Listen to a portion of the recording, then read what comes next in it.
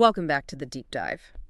So, if you've been keeping an eye on AI developments lately, I mean, it's hard to miss, right? Right. These large language models, they're posting just incredible scores, especially on complex stuff like reasoning tasks Hmm. and mathematics. Well, that's often called the crown jewel of what they can do.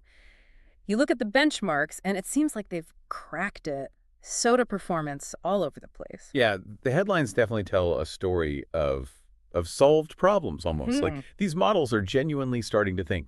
But let's maybe bring that down to ground level for a second, Yeah. because you, listening right now, you probably know the actual experience, don't you? Oh yeah. You give an LLM a tricky math problem, maybe something with multiple steps, or even a complex coding task. And the first answer, it often looks plausible, subtle, maybe, but just wrong. Exactly. Or you find yourself spending 10 minutes tweaking the prompt, trying different angles, or just hammering that regenerate button until finally something clicks. You get something usable.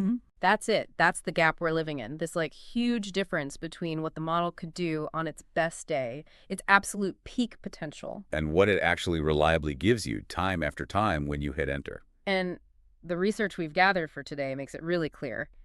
This instability, this lack of consistency, it might be the single biggest hurdle for using these LLMs in serious high-stakes situations. Absolutely.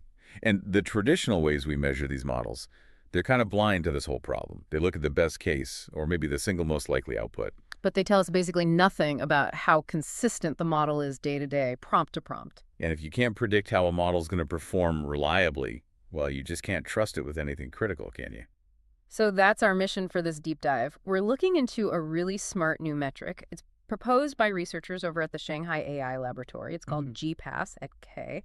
And it seems like the first real attempt to measure both things, the LLM's raw reasoning power and, crucially, its stability, how consistent it is. Right. So we're going to use this metric as a lens, basically, Yeah. to try and understand the true state of LLM reasoning, the stuff that's often hidden behind those flashy benchmark scores. Okay, sounds good. So before we dive into the new metric, maybe a quick refresher on the old ones, the ones GPAS at K builds on. Good idea.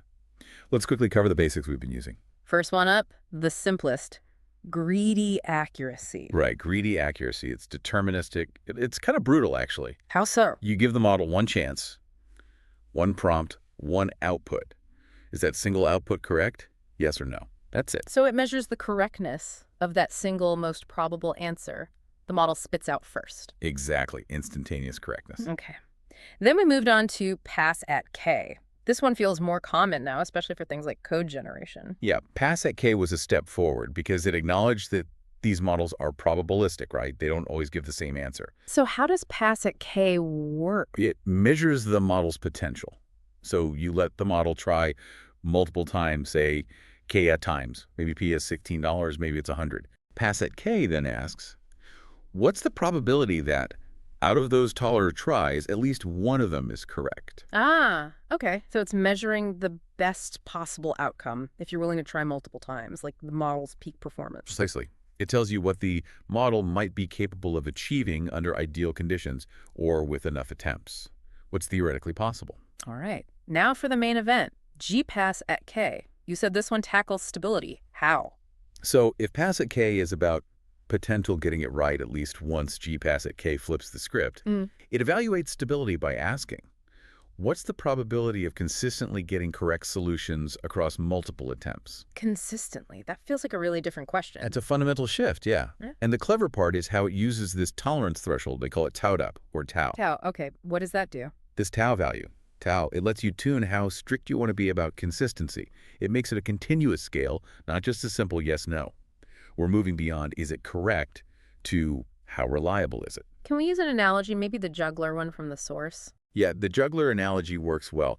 Imagine testing a world-class juggler. Okay. If you set that tolerance, tall, really low, close to zero, meaning almost no strictness, Right. then GPass at K basically just asks, did the juggler manage to make at least one clean catch sometime during their whole routine? Okay, that sounds like pass at K again. Measuring potential. Exactly. It collapses back to pass at K when tau's near zero. But the real measure of a master juggler isn't just one good catch. It's doing the whole routine flawlessly, repeatedly. Right, it's the stability. So if you crank up TAC, you're demanding more consistency. And if you set tau all the way to the maximum, 1.7. Which they call DPass at K1 in the paper. Right, DPass at K1. Yeah. That demands the absolute highest stringency. So for the juggler, that means? It means the juggler has to nail the routine perfectly in all kick attempts. If the tolerance is $16, they had to do it perfectly 16 times in a row for that problem to count as a success under this metric. Wow. Okay.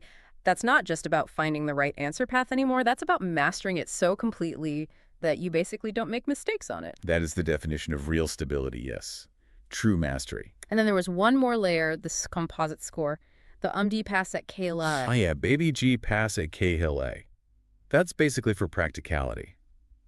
Researchers need a single number sometimes to compare models overall. So it just averages all the GPass at K scores. Not quite all of them. It focuses on a specific rigorous range for the tolerance threshold. It integrates the GPass at K values where it's between 0.5 and 1.0. So from needing 50% consistency all the way up to 100% consistency, why that range? Because, well, any model can probably look decent if you only demand a little bit of consistency, you know. Right. By focusing on that upper half from reasonably consistent to perfectly consistent DPass at KA gives you a much better picture of genuine, robust mastery. It judges the model more by its reliable performance, not just its lucky shots.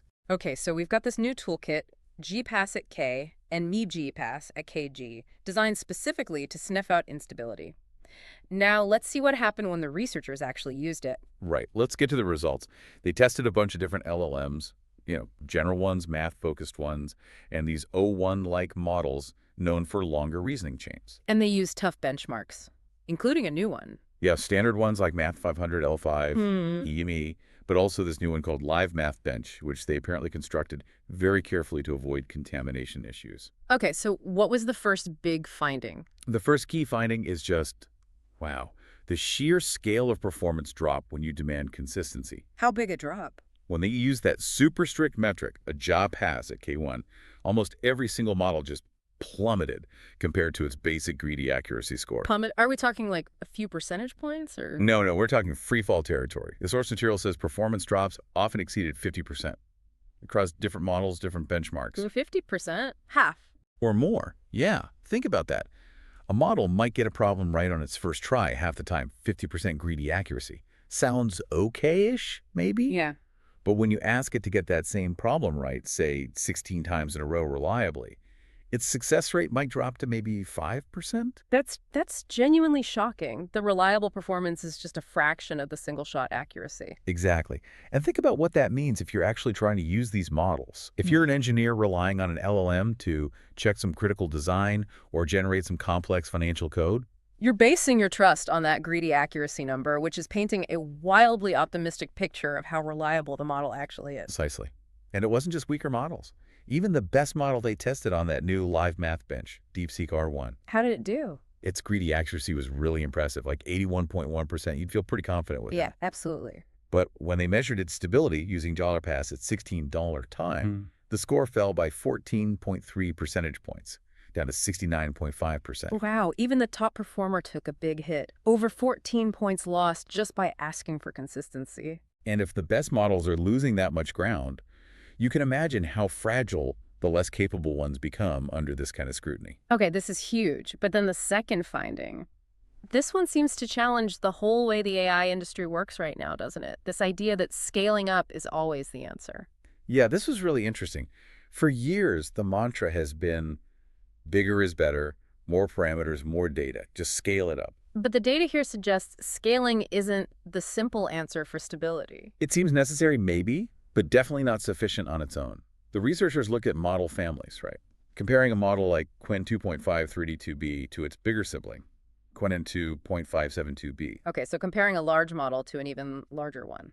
Exactly. And in many cases, doubling the number of parameters, which is a massive, expensive undertaking, by the way, just didn't lead to a big jump, or sometimes any significant jump, in stable reasoning. So the stability scores, like the greedy accuracy and that composite MJOP at K, they were pretty much the same for the 32 billion and the 72 billion parameter models. Often, yeah.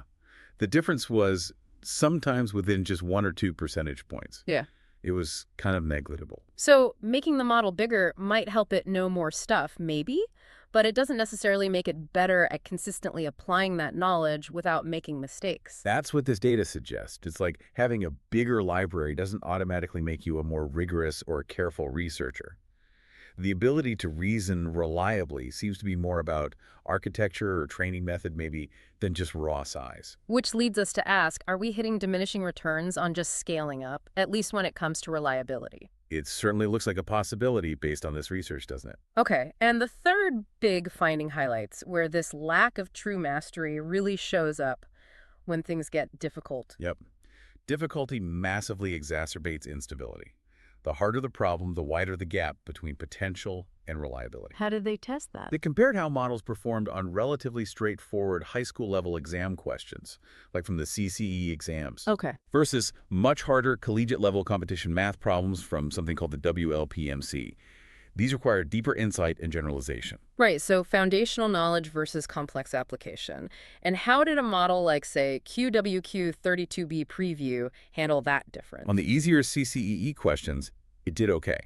The gap between its pass at 16 score and its typical first try, the greedy accuracy, was only about 6.3%, relatively stable for simpler stuff. Okay, a small gap. It's pretty confident on those. But then you give it the hard WOPMC questions. Eh, That gap just exploded. It widened to a massive 69.1%. whoa, 69% difference between its best possible shot and its typical shot on hard problems. Exactly. The gap became enormous. And that, to me, feels like the smoking gun. What does it suggest? It strongly suggests that for easier problems, the models might be learning sort of superficial patterns, tricks that let them get a good score on pass of K because they can find the answer sometimes. But when you demand real, deep generalization for truly complex problems, They just don't have that fundamental, stable reasoning ability. They can match patterns they've seen, but they can't reliably problem solve in novel, difficult situations. The instability becomes glaringly obvious. okay, so we have this fundamental instability problem, especially with difficulty. Scaling isn't fixing it. What does help? The researchers looked at supervised fine-tuning, SFT, right? That's a common technique. They did. Yeah. And it turns out SFT might actually be part of the problem, or at least it's often a deceptive non-solution when it comes to stability. How so? I thought fine-tuning was supposed to improve performance. It often improves benchmark scores, yeah. Yeah. But they found that basic SFT, even when it led to data contamination, basically, overfitting on the test data. Which usually boosts scores artificially. Right. Even then, it did not significantly improve the reasoning stability measured by that strict JIDAL pass at K11 metric. That's counterintuitive. If it's memorized the answers or the steps due to contamination, shouldn't it be more stable on those specific problems? You'd think. But actually, the gap between the single-shot accuracy and the stability score got wider for the contaminated models. Wider. How much wider? The paper notes the discrepancy was more than 3 times greater for contaminated models compared to non-contaminated ones. Wow. So SFT is basically teaching the model to ace the test by recognizing the question and spitting out the memorized answer really fast. Pretty much. It boosts that greedy accuracy because the first answer is likely the memorized one. But it doesn't teach the underlying flexible reasoning needed to solve it reliably, maybe with slightly different phrasing or across multiple attempts. Exactly. It encourages rote memorization, not deep understanding or robust reasoning. So the model looks good on a simple single-shot benchmark, but the moment you check for consistency, you see the instability was just papered over, not fixed. Okay, so if memorization via SFT is a dead end for stability, what about models designed for more? Well, thinking. This brings us to those O1-like models, the ones known for long chain of thought. Right. And these models actually showed significantly better stability. They did. How much better? They consistently performed better across those demanding GPass at K thresholds compared to the general-purpose LLMs. They also seemed less bothered by noise, like changes in the sampling temperature, which can often throw off less stable models. What's going on inside them? What makes them more stable? Is it that reflection and backtracking capability? That seems to be the key mechanism, yes. Think about it in terms of finding the best solution, the global optimum versus getting stuck in a local optimum. Okay. A typical general LLM often follows a more linear path. It finds the first solution pass that looks promising, that's a local optimum, and it kind of commits to it. If there was a small error early on or some noise, it gets stuck there. It doesn't easily reconsider. Like taking the first exit ramp you see on the highway, even if it's not the best one. Good analogy. But these long-cut O1-like models, they seem to be trained differently. Mm. Their process is more reflective. They can explore, check their work, compare different paths. Essentially, they can escape those local optima. They can backtrack and try a different route if the first one doesn't look right. Exactly. That reflective process helps them more reliably identify the global optimum, the truly correct and consistent solution. And they could actually see evidence of this internal process. Yeah, they looked at the model's internal hidden states during problem solving. The general LLMs often showed a kind of flat decision trajectory. They decide early and stick with it. But the reflective ones, Their internal states showed lots of fluctuations, peaks and troughs. It indicates they're actively considering alternatives, self-correcting, changing their internal mind as they work through the problem. so that active iterative self-critique seems to be the foundation of their better stability. It really seems that way. Wow. Okay, this whole deep dive has really shifted my perspective on LLM reasoning. We started with these amazing benchmark headlines. Right. Seemingly solved problems. But using this GPass at K-Lens, we've uncovered this huge gap, this chasm between what they can do potentially and what they do reliably. And it affects all types of models, especially when the problems get hard. Yet, GPass at K forces a standard of reliability, and under that standard, almost all current models show a really significant drop in performance. Yeah. We also saw that just making them bigger isn't fixing it. And basic fine-tuning can even make the stability look worse by encouraging memorization. Right. So the really clear takeaway for you, the listener, has to be this.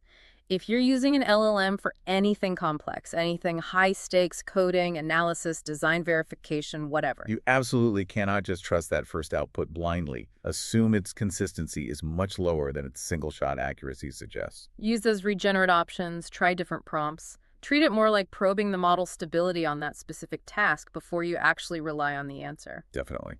And that leaves us with a big question for the future, doesn't it? Which is, Well, given that these models with built-in reflection and backtracking, the long-code T-types, show the best stability, how does the field move forward? instead of just chasing bigger models and higher single-shot scores. Exactly. How do we start fundamentally building critical self-evaluation and iterative refinement into the core architecture and training of these models from the ground up? Not as an afterthought, but as a primary goal. Because true trust won't come from just hitting a higher peak score occasionally. It'll come from consistent, reliable mastery. That seems to be the next frontier.